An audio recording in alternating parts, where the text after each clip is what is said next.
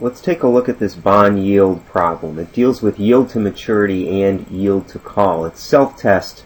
It's one of the self-test problems. Okay, I'm going to read it to you now. It says that a bond currently sells for $850. It has an 8-year maturity, an annual coupon of $80, and a par value of $1,000. What is its yield to maturity? And on this portion of the screen, right in here, is where we're going to solve that. Okay, so I jotted down the information we need and called it what it would actually be in terms of time value of money. So the current price is the present value, $850, the number of periods, 8-year maturity, annual coupons, so that's 8 periods. The payment is $80 and the future value is $1,000, the par value of the bond. We're assuming we'll get that back if we were to buy the bond for $850 today. So to calculate the yield to maturity, you use the rate function, and I've done that ahead of time, so let me just bring that to light here. Alright, so there's the answer, and let me show you how I calculate it. I'll go ahead and hit the formula bar. I know that's above the screen here.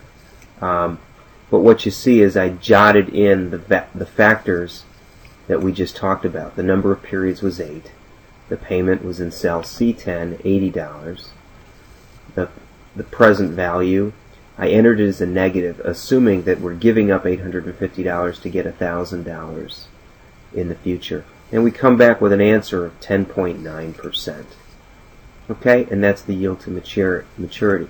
Now for the current yield, it's 9.41. And again, I'll if I hit the F2, you can see what I'm doing here. All I'm doing is taking C10, which is the payment, divided by the present value. So the current yield is simply the payment divided by the current price. Okay? That takes care of, just my microphone here, it might have made a little noise for you. That takes care of the first problem. The second problem here says a bond currently sells for $12.50. It has a 110 annual coupon and a 20-year maturity. So here's our $12.50. Periods of 20, but it can be called in 5 years of 1,110.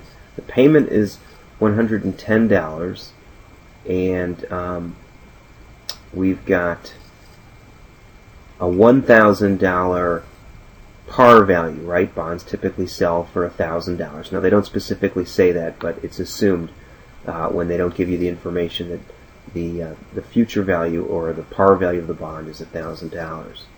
Okay, so if we calculate the yield to maturity, again I use the rate function, and then I enter the various values in the cells. But let me hit the formula bar so that you can see what I'm doing. Number of periods is 20, payment 110. We're giving up the right, we're assuming we're buying the bond today, so I enter that as a negative. $12.50 outflow to get 1,000 back, and then we would use the rate function to calculate it, and what we come up with is 8.38. Now if we wanted to know the current yield, then we've got to change the parameters a little bit. I'm sorry, they didn't ask for current yield, I meant the yield to call here. And so what we do with yield to call is we run this again, but what we change is the number of periods. The call number of periods was 5 years, and they say the call value was $1,110. That would be the future value. So again, we run the rate function on that, and the changed factors now are the the call value of $1,110 and the number of periods of 5. And when we do that, we come up with 6.85%. Now, since this was a self-test problem, the answers were provided, right?